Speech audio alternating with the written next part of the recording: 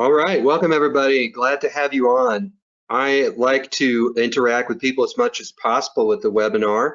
So I've unmuted you. I'd like to ask if you could mute yourself, and then if you have questions, want to participate, then you could just speak up and interrupt at any time.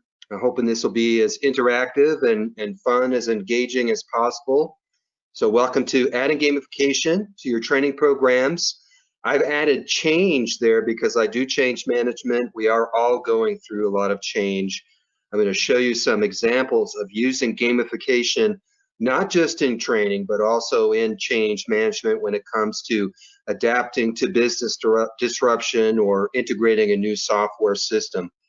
How's everybody doing today? Anybody want to say hello? Make sure our audio is working? All is well here.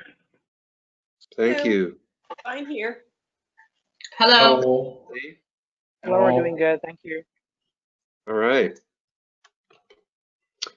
So today we're going to talk, these are our learning objectives. We're going to talk about how to apply game thinking to existing and new technical training courses and change initiatives.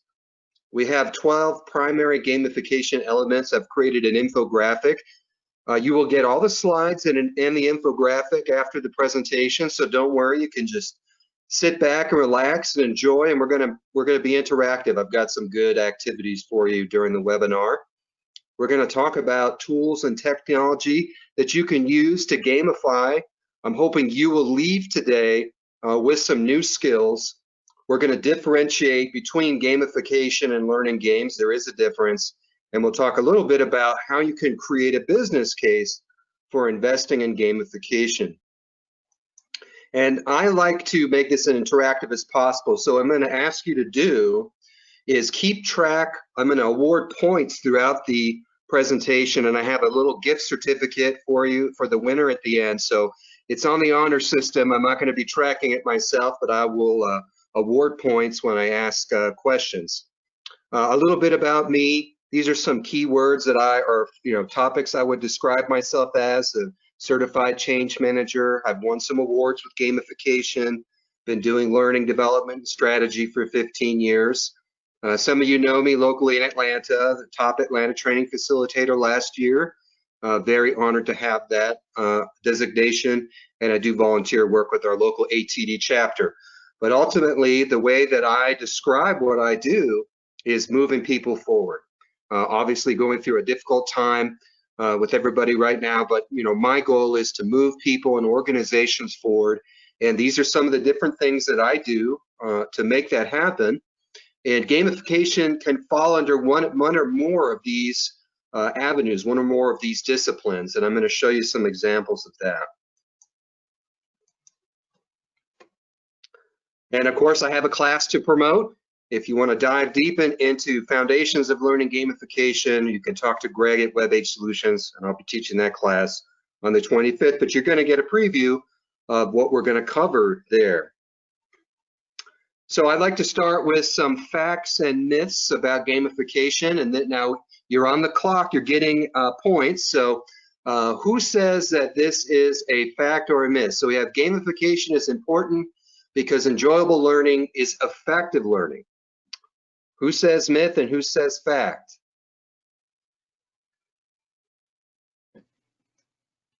Sounds like a fact to me. Fact Okay. to me. Fact Myth. to you? Fact. Definitely a fact. Okay. Fact. Okay, who said myth? Paula. Okay, anybody else say myth?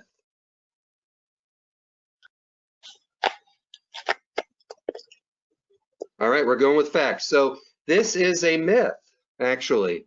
I do like effective learning to be, I do like learning to be fun and engaging, but gamification is not important for that reason. So 1 point to Paula. Add that to your score. All right. So the reason is that gamification is important because it's modern simulation and on-the-job training. This is a discipline that's been used by the military for hundreds of years. This is an effective way in modern learning to create simulation with your audience. And on average, the workforce has been playing games between 12 and 15 years before they enter the workforce. And a lot of times they're subjected to classroom training that mirrors school when a lot of people didn't enjoy school.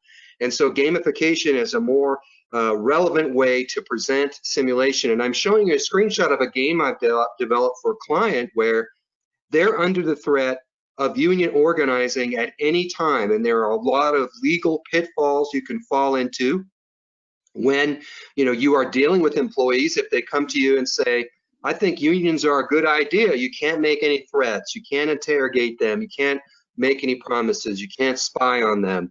So this is an example of a game that creates a modern simulation for managers, and I would say it's probably not that fun for them because they're under the threat of this all the time. So this is an example where gamification isn't necessarily fun. How about one more fact or myth? Gamification is about awarding badges, points, and rewards. What do you say, fact or myth? Myth. You got a myth? Myth. I'll say myth as well. It's a fact. Fact. Fact. Also fact. Yeah, fact. Okay. Everybody that said myth, give yourself 1 point. You get 1 point. So the idea is that gamification a lot of times is mistaken that, hey, it's just about making a leaderboard or giving badges or points. That's one small technique in gamification, and if not done with a purpose and a design, a lot of times it falls flat and people don't really get as engaged as possible. So this is sort of a myth about gamification. I'm going to show you some examples of that. The Gamification Bible, the book I recommend if you're really interested, by Carl Kapp, his definition is gamification is using game-based mechanics, aesthetics, and game thinking to engage people, motivate action, promote learning, and solve problems. So you have a lot of different elements of games that you can use for training. And I'm going to show you, a lot of times I use gamification methods in my design, and it has nothing to do with being a game. It doesn't look like a game. I'm just using those advanced engagement methods. Now, I created, based on Carl Kapp's thought leadership in my own experience, I created a job aid for this, but I want to ask you first to think about one of your favorite games and what are the mechanics or aesthetics of the games and what makes you keep playing. And I'll give you an example to get the creative juices flowing. I like cribbage. This is an old game where you play cards and you keep track of points on a wooden pegboard. And I realized I should have a picture of this, but I play this with my friend Larry a lot.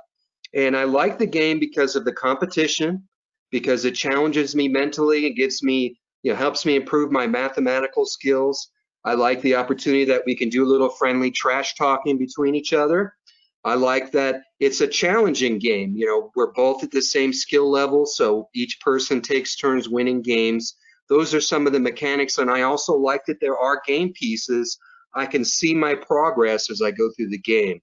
So in thinking about my questions, what is a game that you like, and what is it that you like about the game? I'll chime in. I run a Dungeons and Dragons game weekly for mostly a bunch of women and a few men. And what I like about it is that it's collaborative. It's an open sandbox, so we can design anything we want as a group and tell a story together. So we're all working as a team, although technically I'm the dungeon master, so I'm trying to kill their characters off. I'm running the monsters. And it ties in my art habit because I paint the miniatures we use to represent the game board. Okay. Thank you for that example. I like it. I'm currently quite into the latest Fallout game, Fallout 76. I like it because it's consistently challenging. It scales as you go, so you never become over or underpowered necessarily unless you go into an area that's designed to be that way. And I like it. What keeps me playing is the constant progression for my character and the influx of new content as well that keeps coming. That's great. How about another one? I'll jump in. Backgammon is a game I enjoy playing, and actually it's similar to some of the things you mentioned. And you can see progress. There's a lot of strategy involved. You certainly have the dice, which are the, they're something you can't control, but you can control your strategy, how you're blocking and moving. And again, you get to watch the progress as you're going, and occasional trash talking, and you can also drink a beer while you're you're playing it. But there's definite level of competition, which makes it fun. Right, yeah. Has anybody played a work game, like a learning gamification at work with a training course?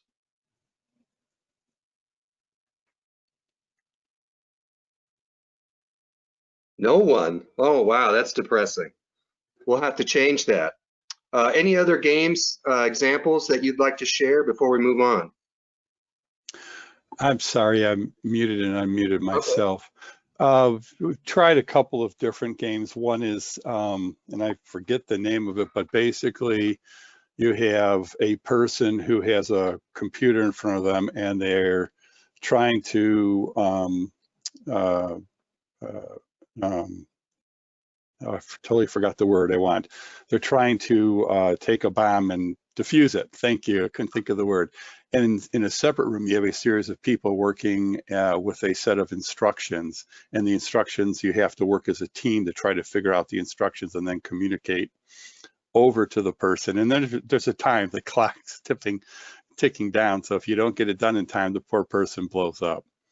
Okay. So you're talking what is I would call a war game, and that's sort of advanced simulation and challenge. And obviously, with the current situation that we're dealing with, some of those games aren't possible. We have to be sensitive. I think a lot of people are already traumatized, but I appreciate the example. Tell me your name. I'm sorry. Greg. Greg. Okay, Greg, give yourself a point. All right. Yay. Yay. So welcome to the Wheel of Gamification. This is an infographic that I created to identify what I think are the 12 key elements that you can use to gamify any learning or change management type experience. And what I have found in practice is that the more you can go around the wheel, the more elements that you can identify in the learning gamification wheel, the more engaging and effective the learning experience is going to be.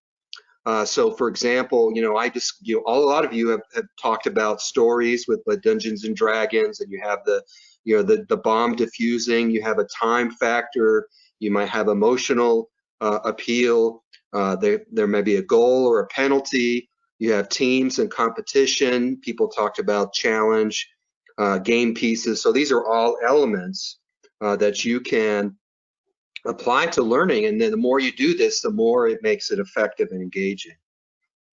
So when thinking about, take a minute to think about something, a training you've done, a little module, anything you've done, where could you apply the wheel of gamification? Where could you add some type of element? It doesn't have to be a game, it could just be one or more of these concepts. What's a simple example of a module you've trained that you think maybe you could have or seen or been in a part of that you could add some of these elements to?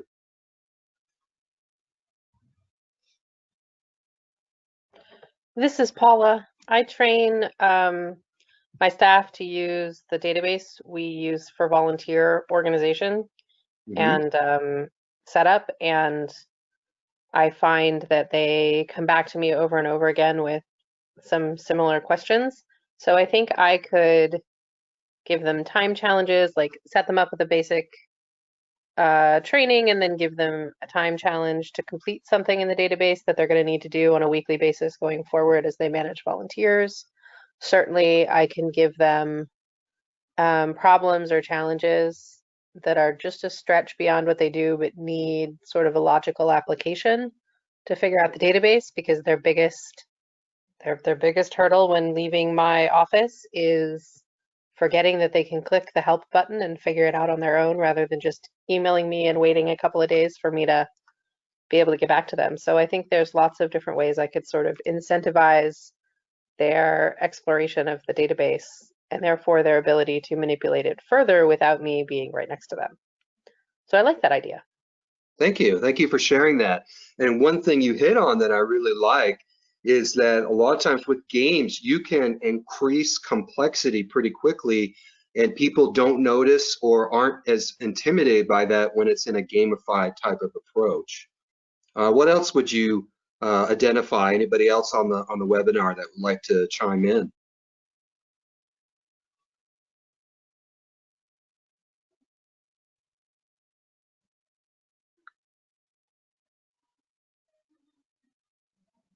Okay, I'm sorry. What was your name that had shared about the example?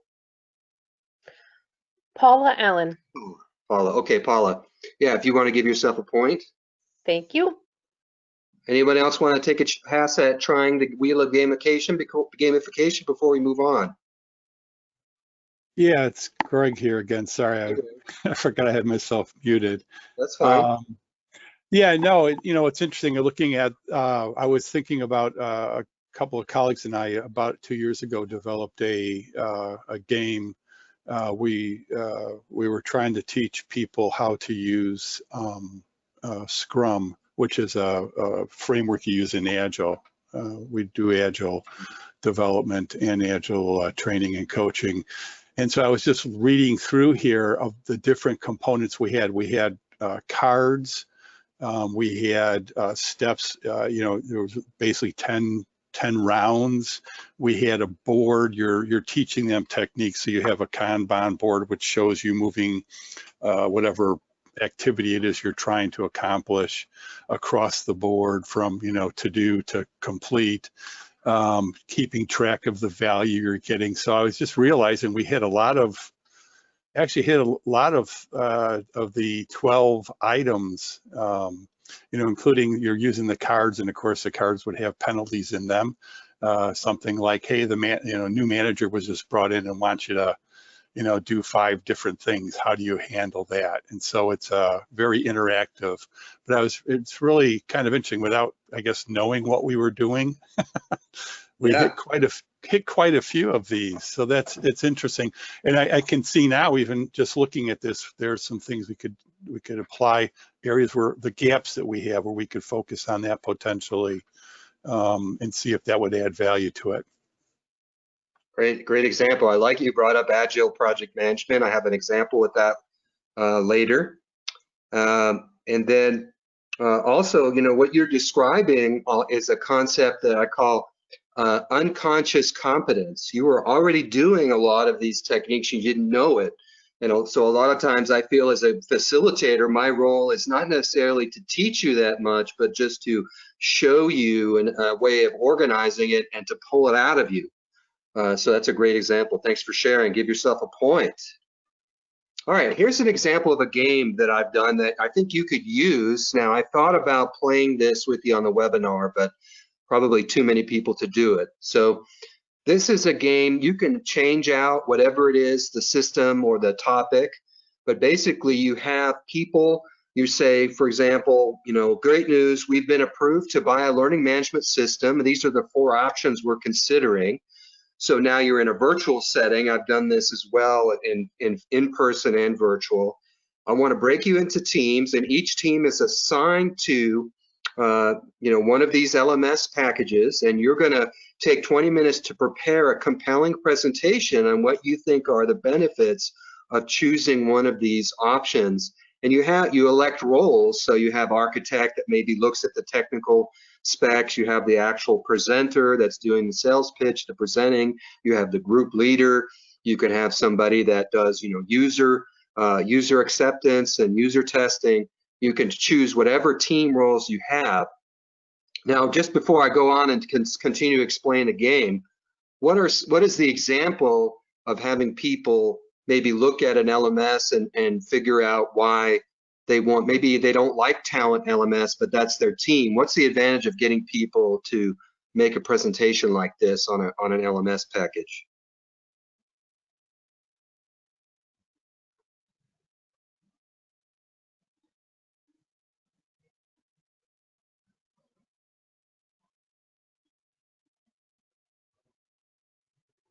Okay, follow-up question.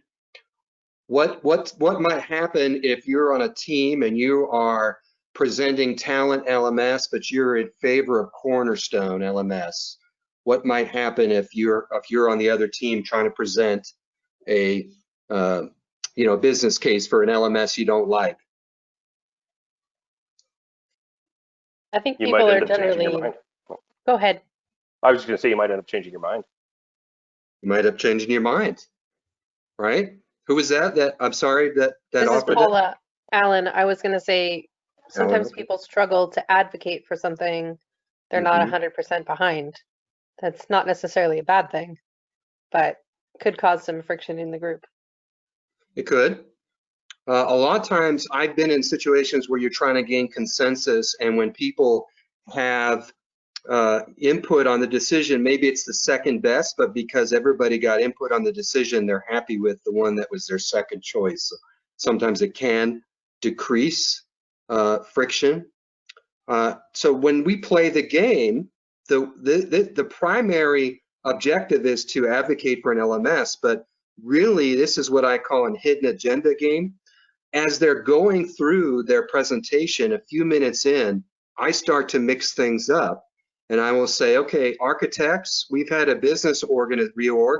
I need you to leave your teams right now, and you can't bring your work, and you have to go switch teams. So midstream, when they're trying to figure out this presentation, they're presented with that business chaos. What's a secondary skill? I'm a big fan of games that have a primary objective and secondary skills. If they're doing this remotely and they're trying, working on these presentations and they're having to switch teams, what's a byproduct of this game?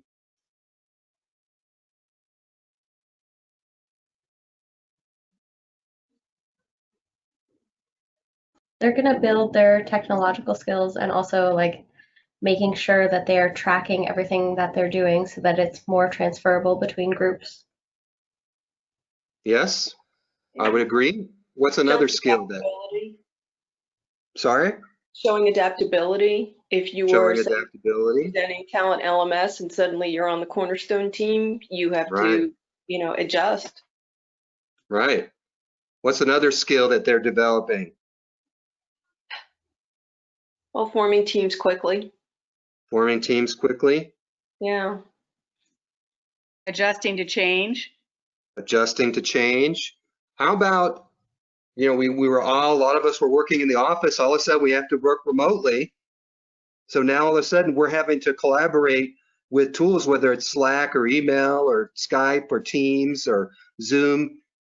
As a byproduct, you're forcing people, they're motivated by the competition. You're forcing people to get better at remote collaboration.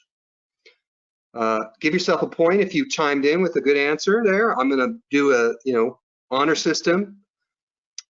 So when we get a little further in the presentation, then I do another change, and I will take the leader and I'll say, we've allocated you to a completely different project. You have to sit out the remainder of the game. You can't participate with your team. So now there's some more chaos. And then a few minutes before the presentation, I change the requirements and make it that they're limited on what they can present. I reduce the time they have to change what they're presenting. So when they get to this stage, they might be a little frustrated with me as an instructor, but what am I teaching them by creating this simulated effect of chaos? What life is like. Yeah, right. So this is a class I use a lot of times in courses on building resilience and embracing change. When we're all presented with that, and so this creates that awareness. And we great facility, debrief questions can be like, how did you welcome new team members? How did you adapt to change? How did you adapt to taking over someone else's work? So these are, great. It's just I've done this exercise a lot, different mediums. It works really well, so I encourage you to try it. So gamified learning, and I have changed this to effective learning. Michael Allen Interactions, he's a pioneer in e-learning gamification. That's where I learned a lot of what I know. He has a framework of the 3 M's for, I call it effective learning and change. It's 3 M's. It's meaningful, it matters to me, there's a WIFM there. It's memorable, I remember it, it sticks, and it's motivating. And so when his theory is that if you use these 3 M's in any type of learning, or you can do it in a, change messaging, that's gonna make it stick. People are gonna be more interested in doing it. And a great way to use the 3 M's is Joseph Campbell's Hero's Journey, and creating user stories like this, where there is there's an innocence, there's a challenge and a struggle that you have to overcome, and then you overcome the challenge and you grow as an individual or as a team. This is a common storytelling arc that's used in a lot of popular media. I'm thinking of a space drama where a young person has to go through a challenge and become mature and deal with family issues. Did anybody have an idea what that is? What I'm talking about? Star Wars. Yeah, Luke Skywalker. That's right. All right, give yourself a point. Whoever said first Star Wars. So Star Wars is a classic example of the hero's journey by Joseph Campbell. And I picked the images here of somebody working remotely or working behind their computer. We are all in the hero's journey right now. We're all going through this challenge, but hopefully when we get through it, we come out of it stronger. And that's called that's the hero's journey. As we come back stronger, we become back a hero. We're all heroes in getting through this difficult time, and that's why I use that example. So it doesn't have to be this epic when you're doing your gamification. I'll show you an example. So how many of you don't like doing reports or feel stressed out by doing analytics? This is an example where we created a game where we were teaching them a workforce management software platform on mobile devices. And we created these user stories and assigned people to teams and said, okay, Lila's a supervisor, getting metrics on her employees stresses her out, so you're gonna help her. And then we create this gamified environment where we show them very briefly, here's how the UI works in the workforce management tool. Now here's a scavenger hunt. I want you to dive into the tool and find this information under a time limit so that you can help Lila put together her report. The great thing about this is that you don't have to train them on the entire software. The sense of challenge and competition will get them to learn it in the activity. And that's a lot of times how gamification works. When you think about you're playing a game, you're not given all the information up front. You have to learn through doing. And that's the beauty of Michael Allen's model, and it's how I structure almost all of my training events and courses is using this method. So they gather the information in the class activity, they're practicing, and then you can show a successful journey here with my manager. She's like, wow, I can get all the analytics I need, at the tap of a finger. It's so easy. And so I'm also appealing to their own resistance to trying this new software and automation and showing them how easy it is and showing them how they can use it in their work. And the other benefit here is that we train them how to use the software in 4 hours. So this gamified method not only creates engagement and memory, but it does it in less time. And that's one of the benefits. So CCAF is that framework that I'm talking about that Michael Allen developed. And I've adapted it to use it in any type of training activity, whether it's instructor-led or e-learning. And the basic idea is that you give somebody a context. Here's why it matters. Here's why it's important to you. This is why you should care. Here's the challenge, the problem that we need to solve, the business problem, which could be we need to find analytics or we need to adapt to change. Here's the activity. I'm going to throw you right into the pit without giving you all the information. Here's the activity to solve the problem, and then you get feedback during and after, and that is the way you learn. So it's okay to fail. It's a safe environment. It's okay to make mistakes, and so the method works really effectively by giving that information during and after, and you learn through the feedback.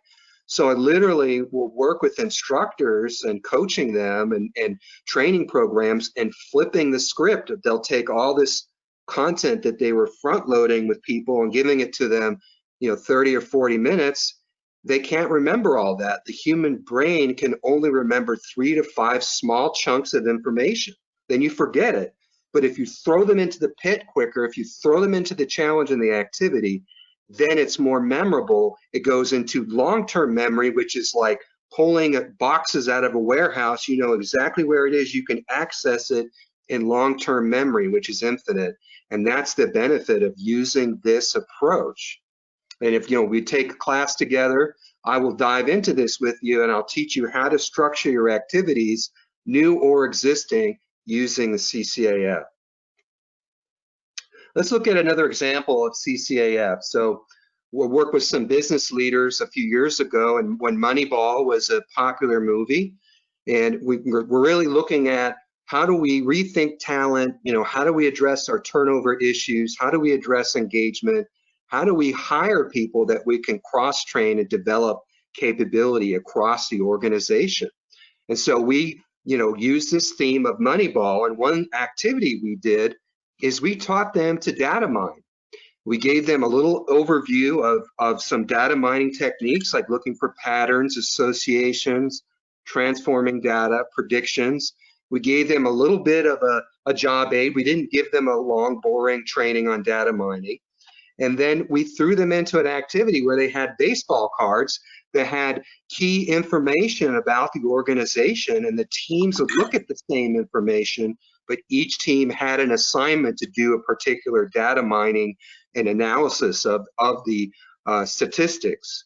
And I was really surprised by the results. We got a lot of insightful data about talent. It reshaped the way the organization started hiring and the type of talent that they were looking at.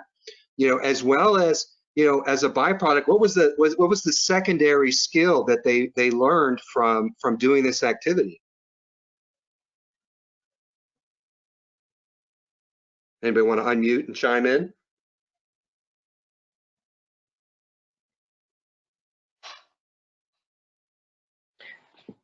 I would say making decisions from the data. Okay, so say that again. Making decisions by weighing the data. Okay, making decisions, yeah.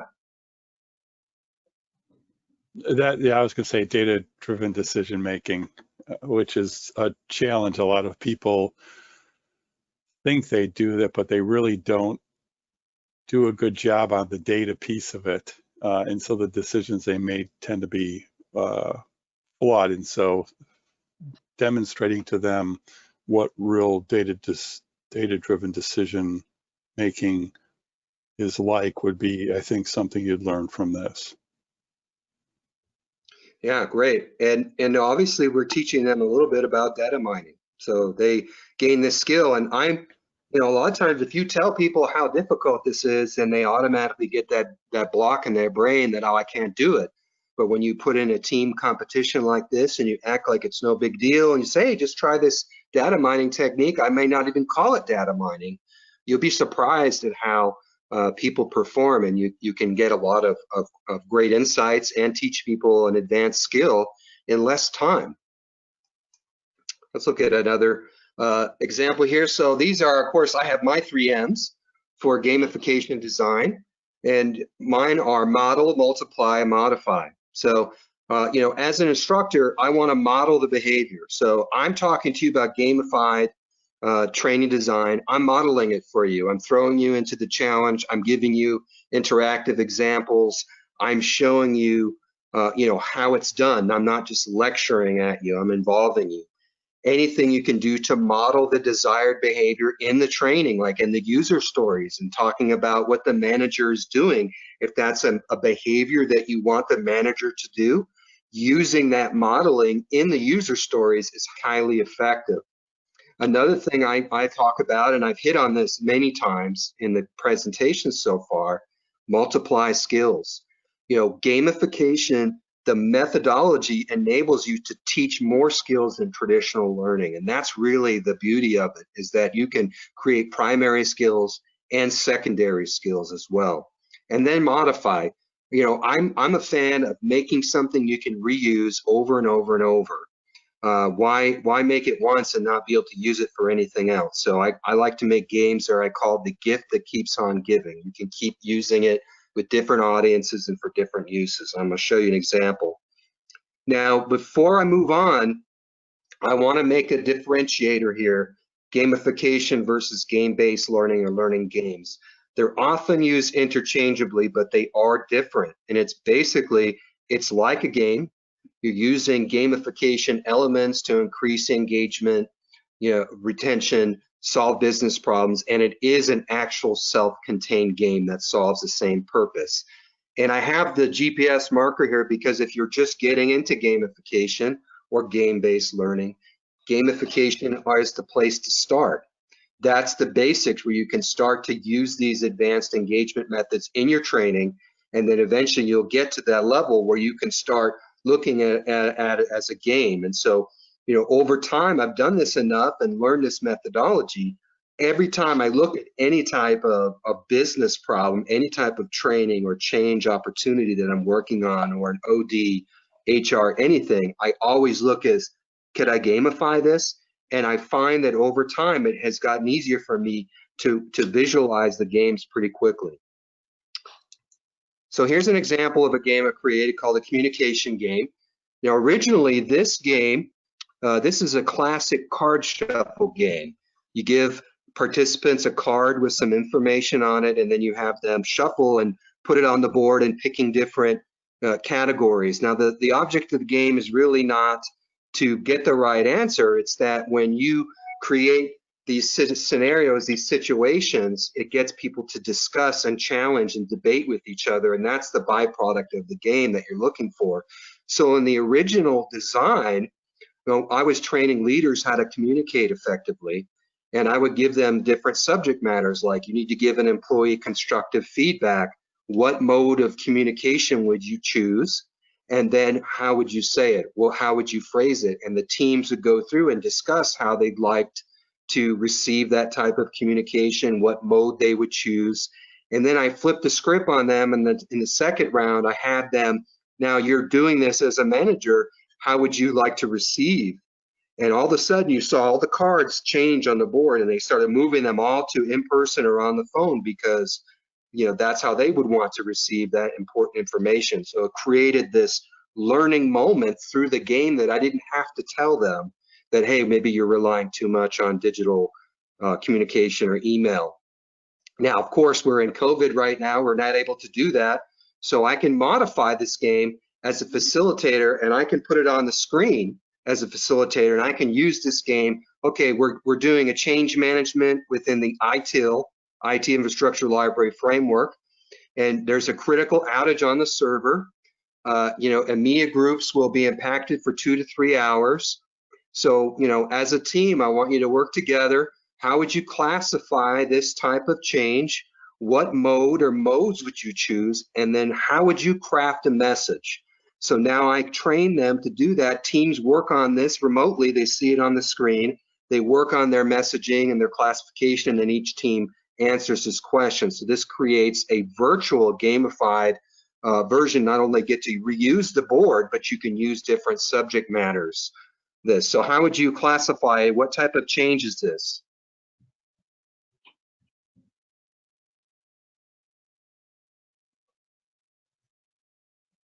Major.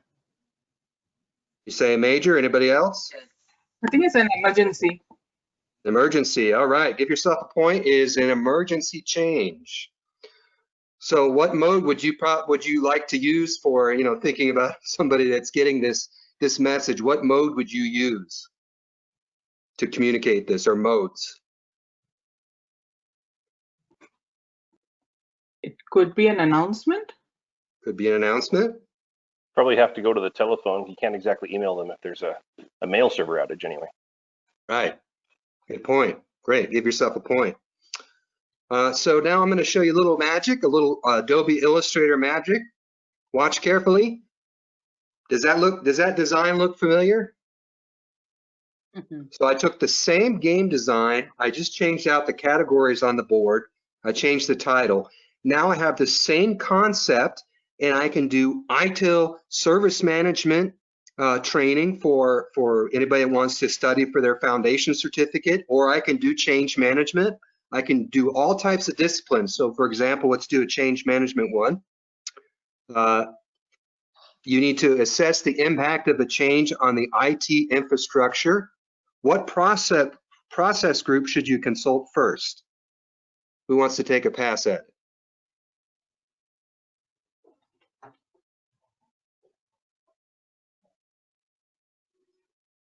IT continuity management. We have IT continuity management. Any other guesses or answers? I don't know if we have any ITIL certified people on the call. I took a pass at that. Is problem management change management? I have nothing to do with ITIL, but I don't know if problem management is the same thing as what you're coming into to do as a change manager. I'm not going to answer that because it'll give away another answer to a question. Is that your guess, problem management, or you want to try? Would it be a configuration? That's right. It's configuration and asset management. So who said that? That was Elaine. Sorry? Elaine. Okay, thank you. Give yourself a point. All right. So now we can show another card. Let's do one more. What ITIL service management process helps ensure decision support for changes?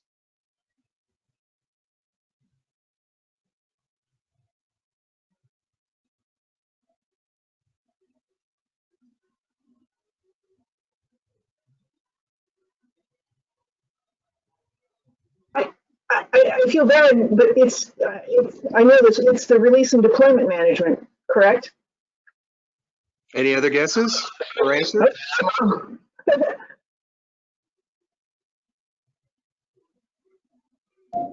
Portfolio management. Did you say portfolio? Okay. Any other tries? Problem management. Problem management? So the answer is knowledge management.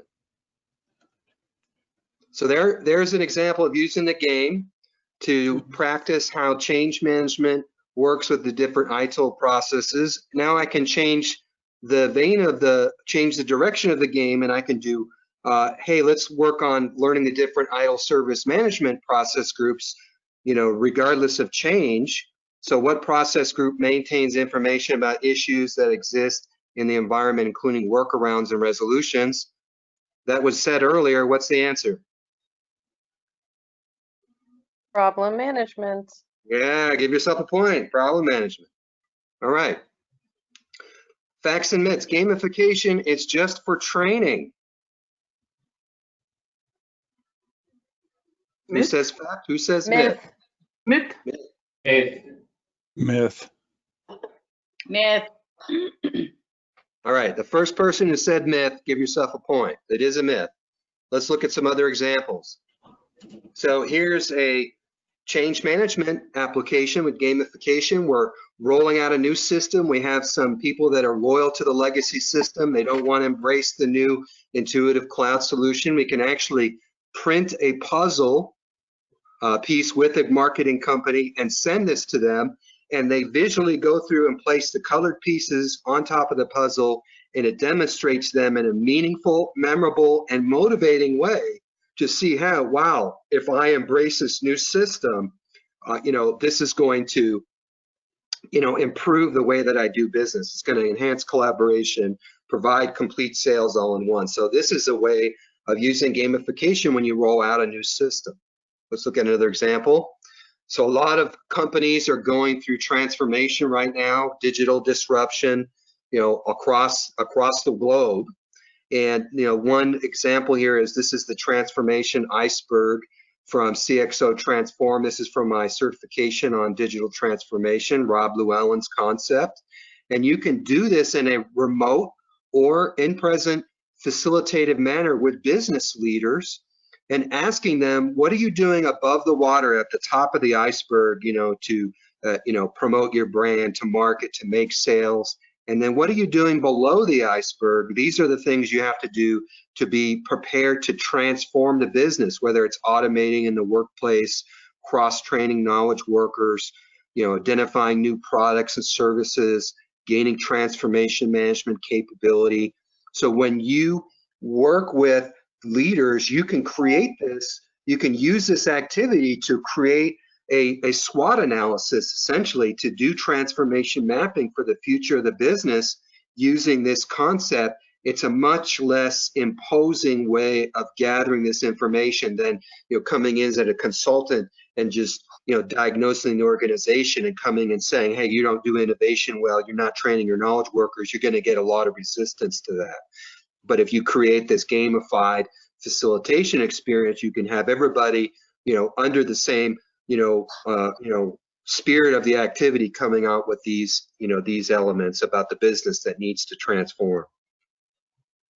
Leaderboarding is a great way to drive systems adoption, to drive training success. You roll out a new training, you can show reporting on not individuals but departments, how many training hours they've completed or who's signed on to the new system. And what this does, it creates engagement. A department head says, hey, wait a minute, Department 4, only 6 hours per employee. Well, I'm going to send out an email, hey, I need you guys to log in and complete your training. So this is another way that leaderboarding through gamification can increase learning engagement just by using a reporting tool.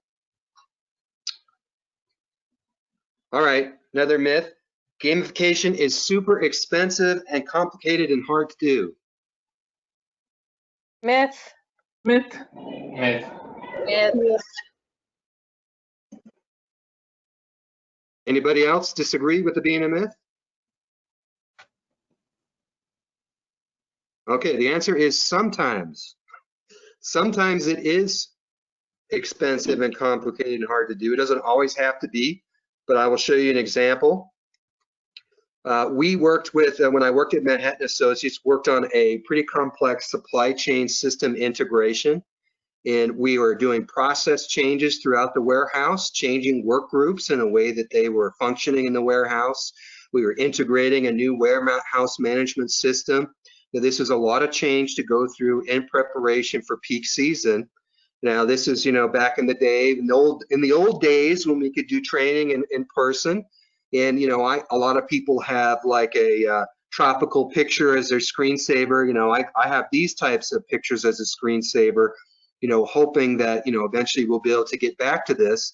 This is a gamified experience. This is a 12-foot long board game that I designed where you have 10 to 12 players all representing different parts of the warehouse, answering questions to learn the system, seeing the new process change layout in the warehouse. This is another example of it.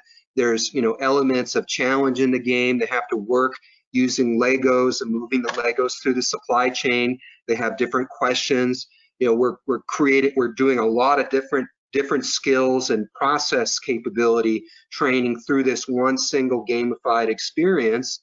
As well as we're teaching secondary skills like improving collaboration and increasing safety awareness. We had like a Monopoly game. We built safety cards and safety, safety violation, go back one space. We created that in the game to create safety awareness. And so many people that took the game came to us afterwards and said, I never knew what was going on in that part of the warehouse. Now I can see the entire operation and how my work influences another part of the organization. It really changes the way that I collaborate and work with other people and do my work. I see how important it is not to overload the dock or to send so many items back at once to receiving. So this is an example where a more expansive, complex gamification effort was really worth the effort and investment to roll out a multi-million-dollar project. I want to show you a little bit of gamification tools and technology. I've talked for a long time. We still have a lot of time left for questions, but I want to pause for a minute before I show you a few technology tools. What questions do you have about what we've reviewed so far? So I have a question about the Manhattan game that you just shared. As far as participants in this learning, Curious to know, because you talked about the various, aspects of learning that they were able to garner from it. And one thing that stood out for me is where a manager said, I didn't know that was going on in that part of the plant. So was this training for skip level employees? Was it just for management, or did you have, representation from the front lines, from technology? Yeah. Thank you. You get into a project like that, you don't think about all the different details and nuts and bolts and process that. We had representation from every level of the organization. So we work with the client in storyboarding out that game, working with butcher paper and construction paper, interviewing frontline employees, leaders at all levels of the organization. So it's truly a collaborative project with everybody represented, and the entire warehouse had to use that, had to play the game, learn the game, participate, and they actually used it as a future onboarding tool as well for new employees. That's a great question. It's a great tool. Thank you. What other questions do you have before we go forward? It's Greg here. Going back to the 12 options that you would try, you try to get as many of those as you possibly can when you're trying to put together a game. How are you using it? Are you kind of looking at going, okay, can I do each of these things, or do you try to put a game together a little bit and say, okay, kind of check the ones you have, and then think, okay, which ones I don't have, can I add something to it? How are you using the tool as you're developing that game? That's a good question. Earlier when we were talking, you talked about that agile experience, and you said, wow, I can see that we used all these different elements. So a lot of times I use it as a benchmarking tool, a measurement tool. I can say, okay, I'm hitting all, 8 of the 12, so I know that I'm hitting a lot of interaction.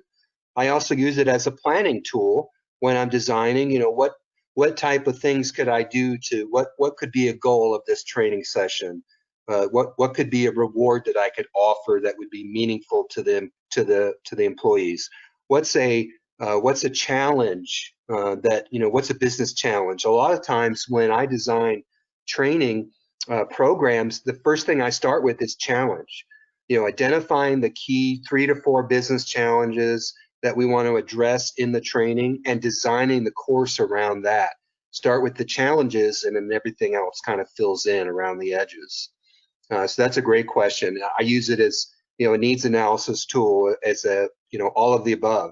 I think even as an instructor on the fly, one thing that gaining competency in the gamification methods is that as an instructor, if things aren't hitting the mark and people aren't engaged, then what you can do is look at this as a memory jog and say, okay, I'm gonna throw out this time-based activity or points or something just to spice things up. So I use it from that perspective as well.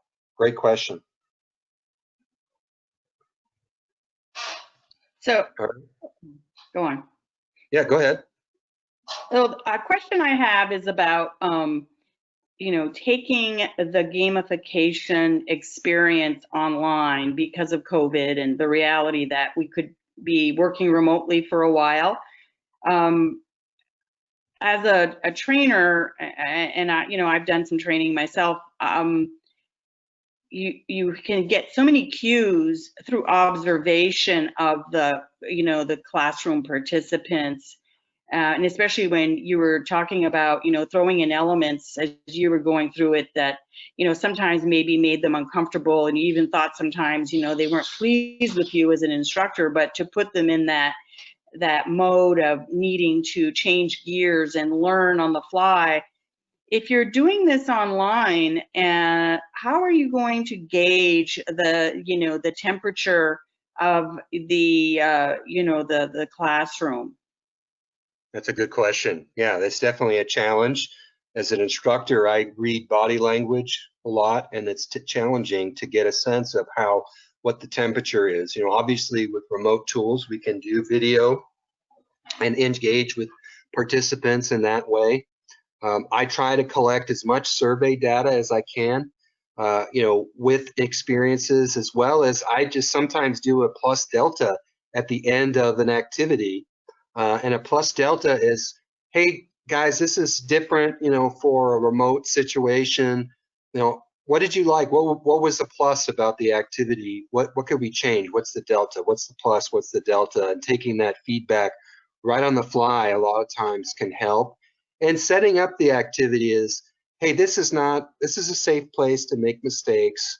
You know, this is an activity to challenge, so it's not going to be easy, but you know, you're not being graded. There's not, you know, this is just for the purpose of learning. So setting up like I've done with you and talk through what I'm doing with gamification, and not just throwing them into it, talking to them about the methodology, preparing them for what they're going to be getting in the course, how it's going to be different. You know, most often I've had very positive reception, and you know, you can often tell how often people are participating when you stop and ask for input. That's usually a gauge often of how well it's going. Great question. So let's dive into a little bit of some technology tools that you can use in a remote setting. So this is a tool through Poe Anywhere is an example. They're offering a 90-day free trial for people.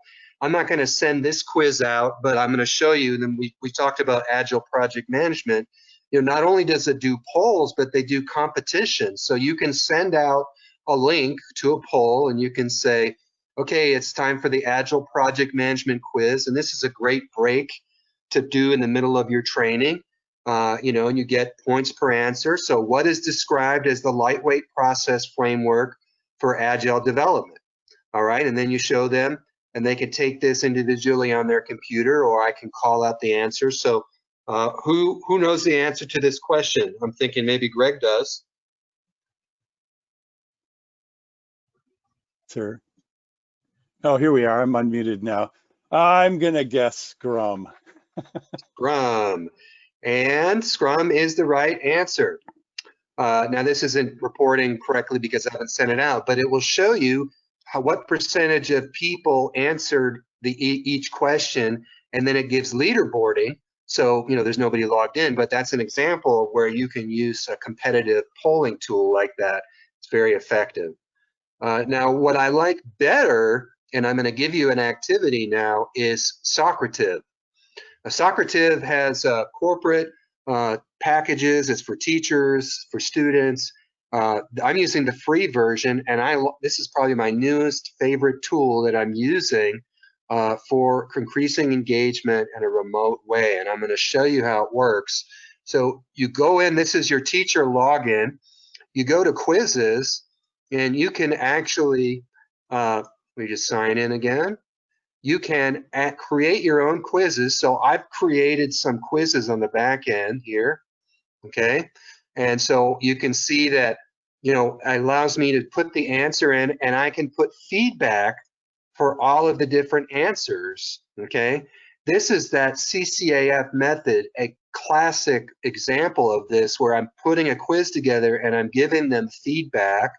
And then as a teacher, when I'm working with the students, you know, all I have to do is go to launch, and I can launch a quiz, and I'm going to stop the activity. You're just going to do one at a time. So I'm going to do a data mining quiz.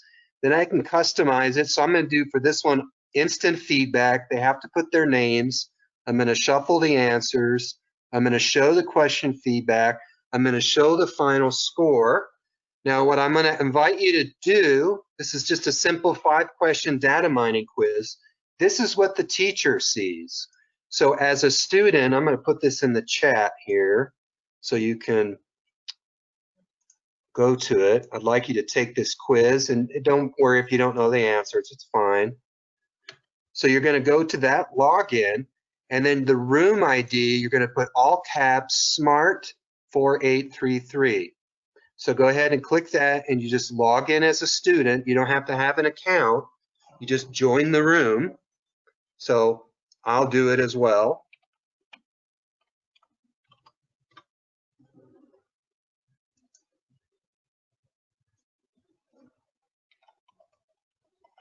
Shout out for Socrative that in the name field, when you had the option to put in your name, the first thing it said was Donna Noble.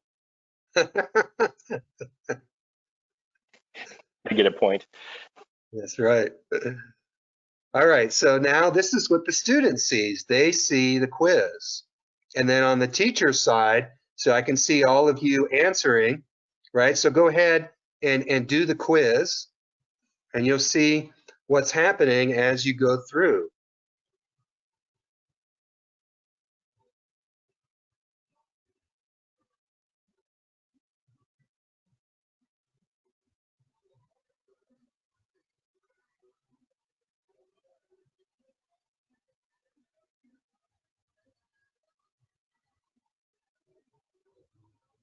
So the answers are shuffled, so you can see that it's changing.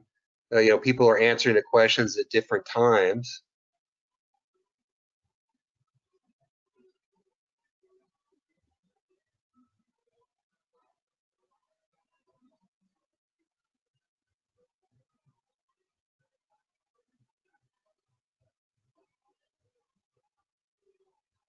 Look at Jennifer. Nice job. 4 out of 5. I know somebody knows data mining.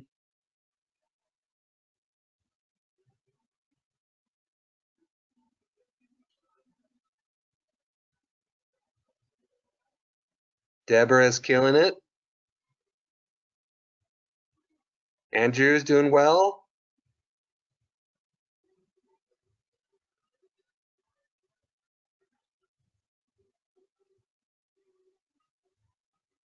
%. Some of us know nothing about data mining and it shows. That's me.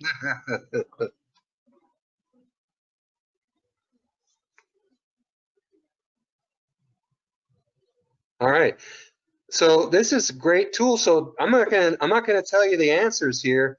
You know, if you're an instructor, what value does this give you? What do you like about it?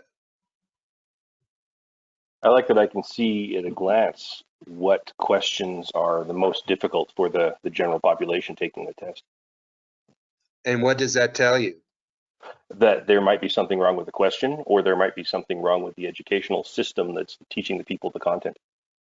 All right, so you say, okay, well, you know, I look here and I see, all right, well, a lot of people missed question 3, so maybe I need to do more training there.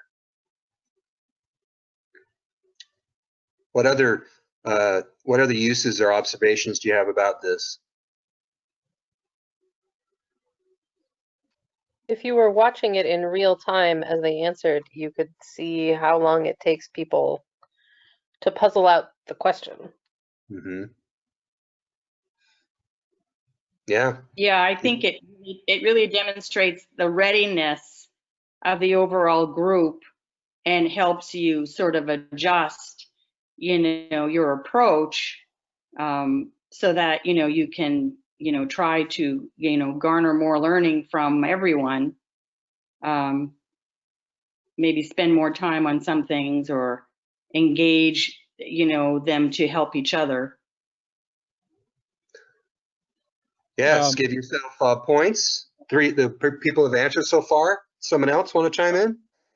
Yeah, and I think it's interesting to look at, since you're seeing the answers people are giving, especially the incorrect, you know, again, incorrect answers. How is there a cluster of incorrect answers? You know, or is it just kind of all over the board? You get the sense of, okay, maybe there is something you know, it's not just that people don't necessarily understand the question, but you're also maybe being directed towards where, oh, this is kind of what their understanding this is. So you can refocus the way you're approaching it as far as trying to say, okay, you know, to adjust the way you're presenting it, so that maybe again, it's just trying to flip it from, you know, the other side, that more trying to analyze the wrong answers. Yeah, give yourself a point. Now, who's familiar with Kirkpatrick levels of measurement? I think a few of you might be. What level of measurement does this provide? Anybody want to take a guess?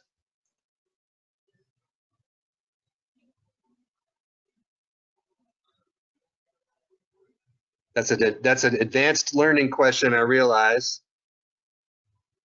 So the level 2 evaluation is knowledge. Sorry, go ahead. I heard an answer. Someone chime in. Yeah, try level 2. That's right.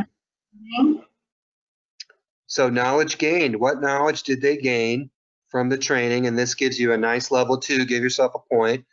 Now, what I love about this tool is you can have a large bank of quizzes that you can launch, and you can have this room open. So say you're an instructor, you're teaching a class, you can give them an assignment. You say, okay, when you're done with your assignment, log into the room and I have the next quiz waiting for you.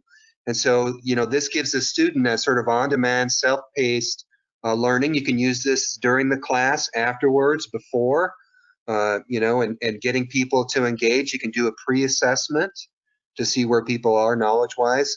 And it gives you some basic reporting as well. So I don't know why it keeps kicking me out, but you can do some basic reporting as well, where you can select the quiz and then you can do a report. So let's see, report, there you go. And it gives you can download it into Excel. So it gives you some basic reporting. I think there are more advanced tools available with the paid version, but this is the free version, which is great, I think, as an instructor if you're doing small classes. And I figured all this out in about an hour of just playing around with it and started using it. It's very easy to use. I watched a 10-minute tutorial and I was able to do it. Another technology tool that I use a lot is Articulate Storyline. And I wanted to show you a couple examples. So Storyline is a standard for e-learning development, and CCAF, that is the way that I use Storyline a lot, is to deliver training that way. So this is a example for a hotel client. I've taken out all the company information. So I built this slide in it, just a simple animation in Storyline, and this is their context.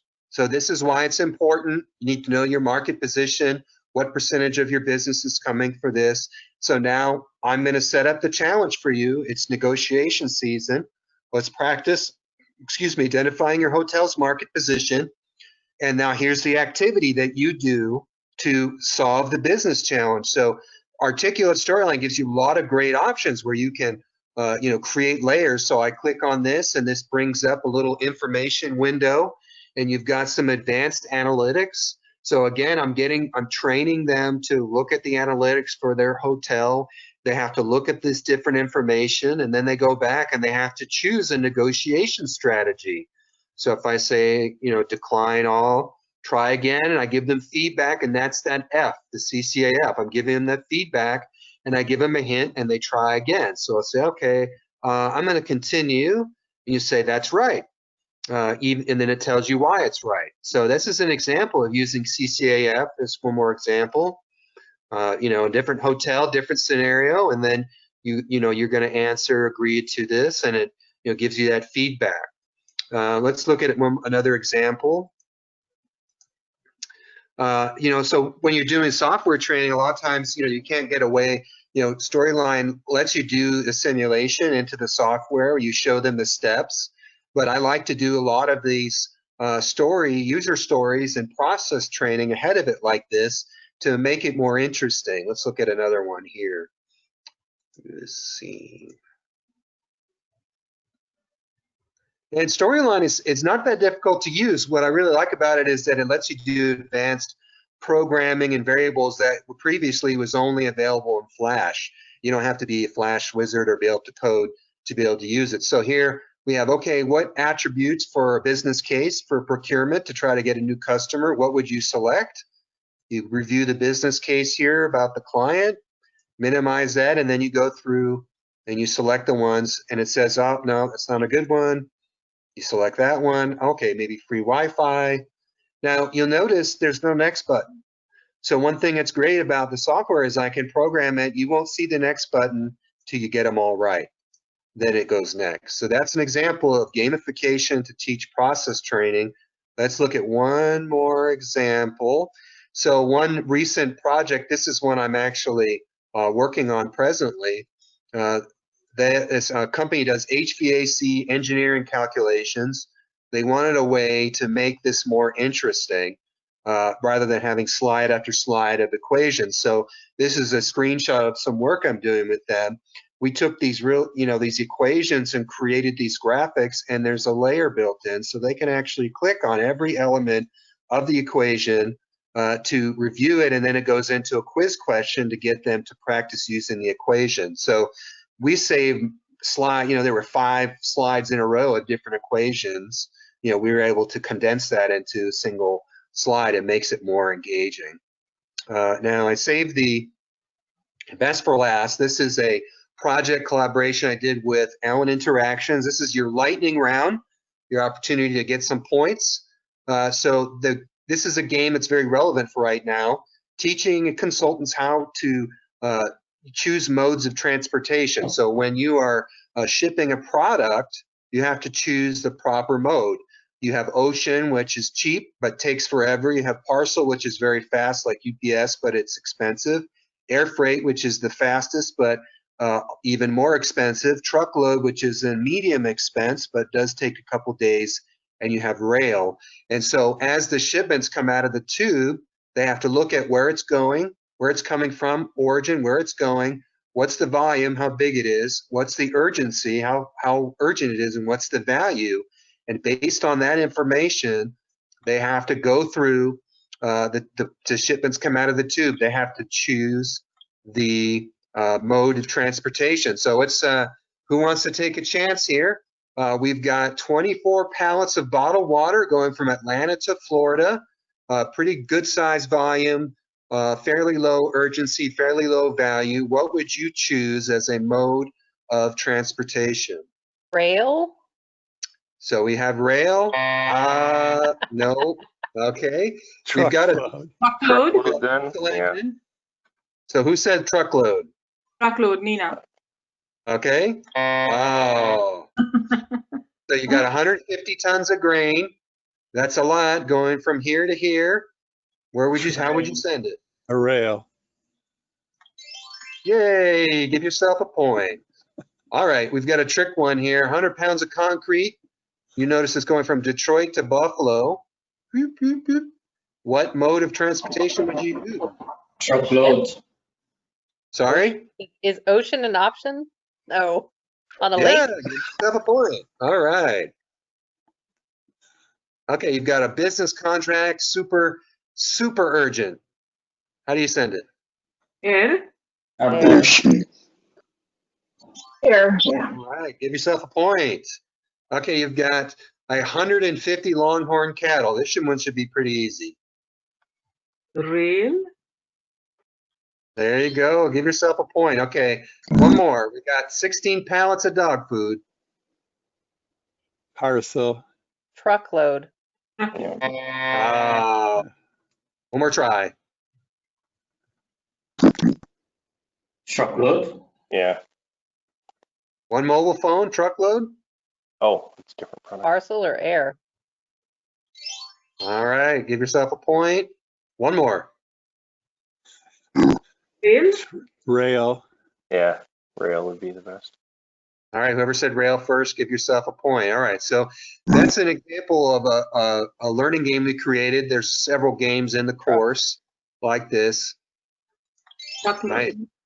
Yeah, where we taught them, how to learn the transportation industry through games. And so that's just one example of a game. That's one that we, won some awards on.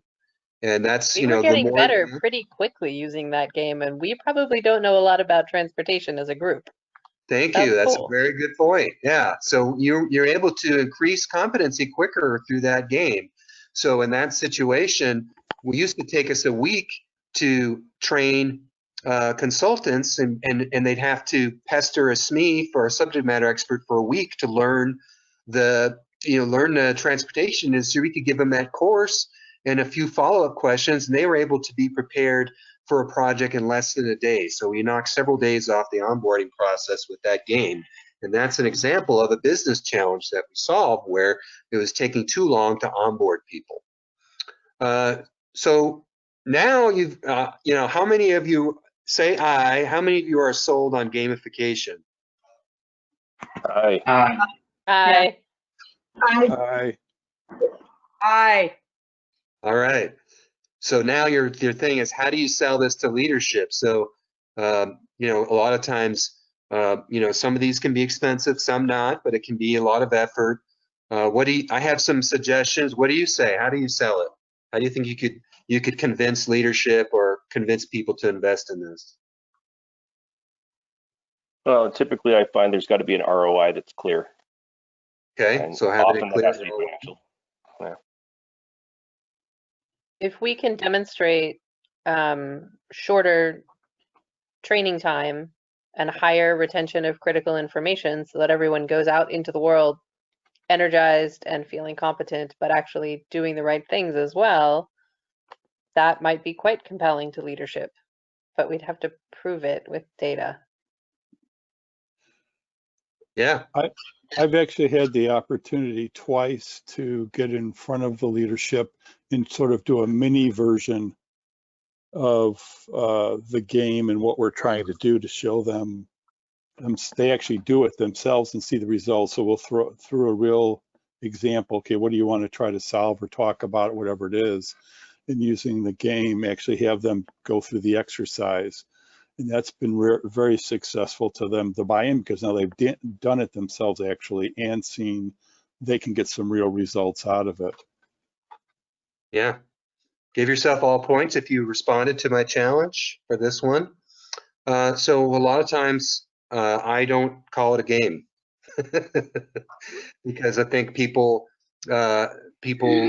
automatically think, well, this is serious, this is work, it can't be fun. So words I use are workforce engagement, action learning, experiential learning, simulation, business modeling, those types of words. I've run into that, learned that lesson the hard way.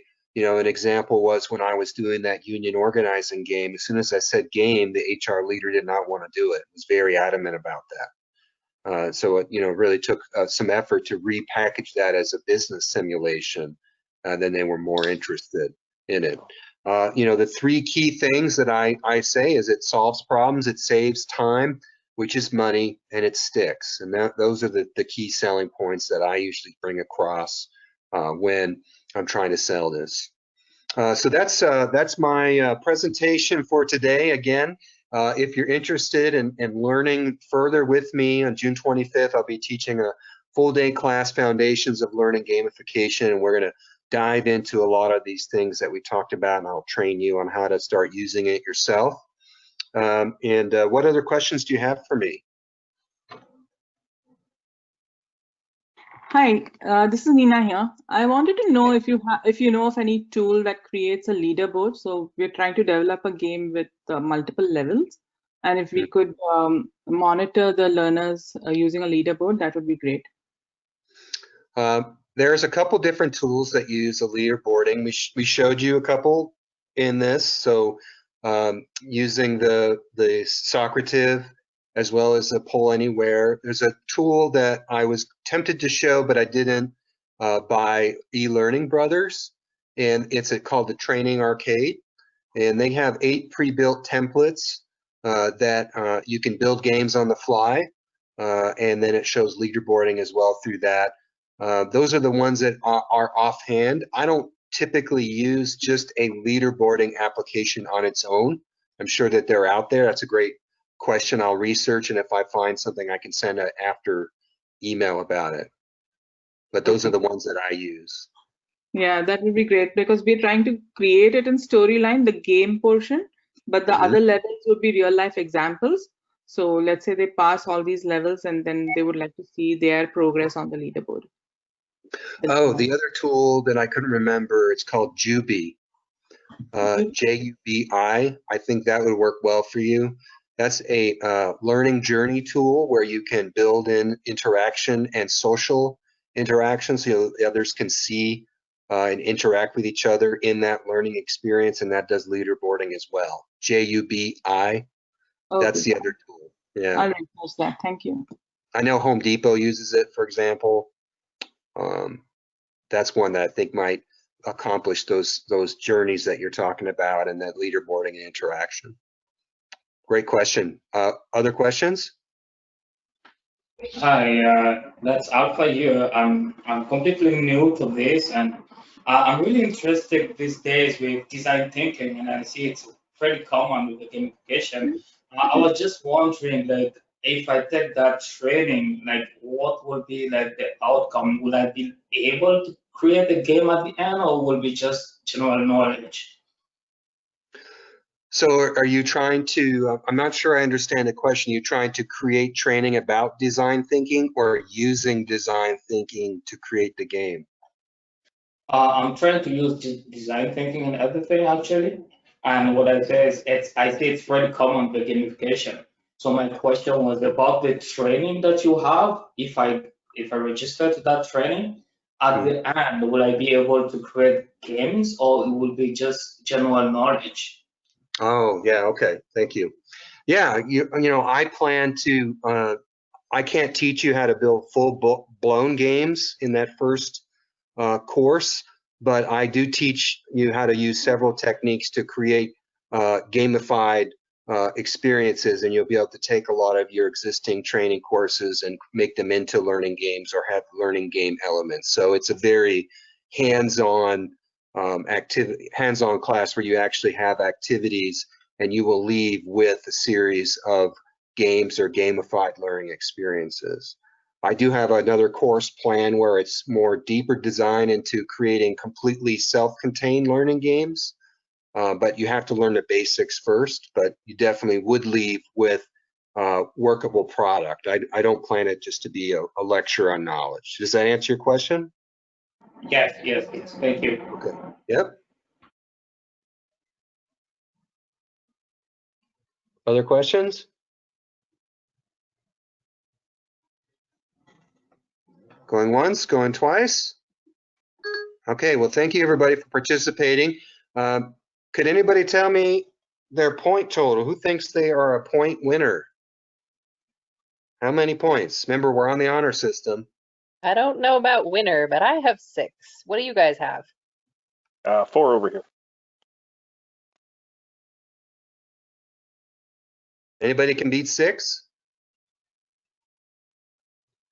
I thought Greg had a lot of points. I did, but I stopped counting. So I don't have a legitimate number I can share. Okay, well, who said 6? Paula Allen. Paula Allen, you are a winner. You get a free 30-minute gamification coaching session with me. That's fantastic. Yeah. So for 30 minutes, you can pick my brain for whatever you want. We can come up with games together. You know, gamify something that you're doing. I can give you any type of coaching or direction or advice you want. So I will, if you could send over your contact information, I'll give it to Greg. Mm-hmm. Greg Warner, I assume you know Greg from WebAge. I don't, but that's okay. Yeah. Oh, okay. I thought maybe you were a customer of WebAge. What's your email address? paloli@filoli.org. FILOLI.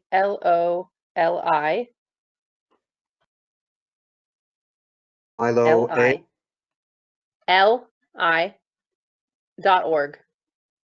Did I get it right? Yep, stands for Fight, Love, Live. Okay. For my historic house. Okay, great. I'll email you this, and then you know, we can schedule a time. So thanks everybody, and there'll be the recording and the slides sent out. Thanks so much for participating. Enjoyed having you, and appreciate. Thank you. This is a great webinar. Yeah. Thank Very you. much. Thank you. Really appreciate it. Thank you. Thank you. Great day. Thank you. Bye. Bye.